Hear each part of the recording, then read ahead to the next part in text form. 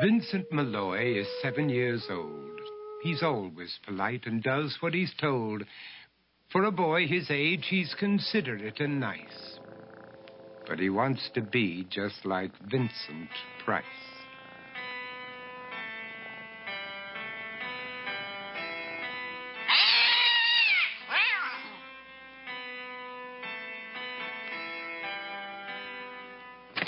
He doesn't mind living with his sister, dog, and cats, though he'd rather share a home with spiders and bats.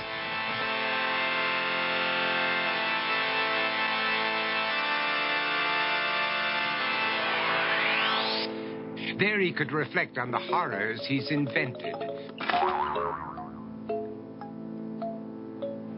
and wander dark hallways alone and tormented.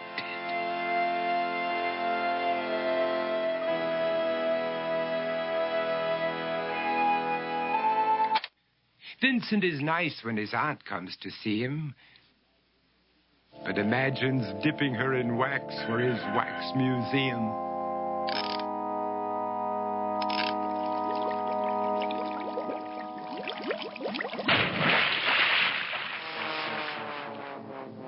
He likes to experiment on his dog, Abercrombie, in the hopes of creating a horrible zombie.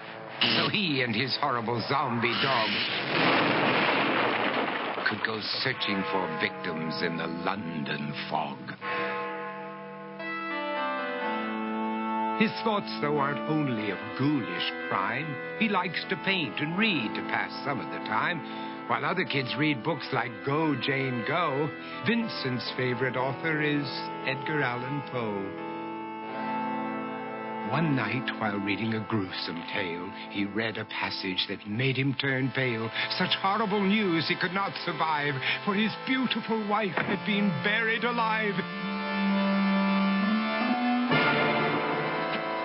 He dug out her grave to make sure she was dead, unaware that her grave was his mother's flower bed. His mother sent Vincent off to his room. He knew he'd been banished to the Tower of Doom, where he was sentenced to spend the rest of his life alone with the portrait of his beautiful wife. While alone and insane, encased in his tomb, Vincent's mother burst suddenly into the room. She said, "If you want to, you can go out and play. It's sunny outside and a beautiful day."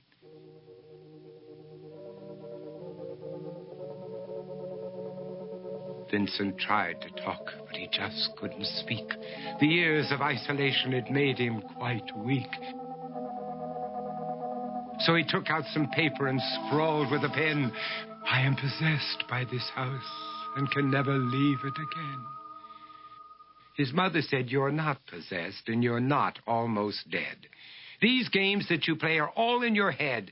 You're not Vincent Price, you're Vincent Malloy. You're not tormented or insane, you're just a young boy. You're 7 years old and you are my son. I want you to get outside and have some real fun." Her anger now spent, she walked out through the hall. And while Vincent backed slowly against the wall, the room started to sway, to shiver and creak. His horrid insanity had reached its peak. He saw Abercrombie, his zombie slave, and heard his wife call from beyond the grave. She spoke from her coffin and made ghoulish demands, while through cracking walls reached skeleton hands. Every horror in his life that had crept through his dreams swept his mantle after to terrified screams. To escape the madness, he reached for the door, but fell limp and lifeless down on the floor. His voice was soft and very slow as he quoted The Raven from Edgar Allan Poe. "And my soul from out that shadow that lies floating on the floor shall be lifted nevermore."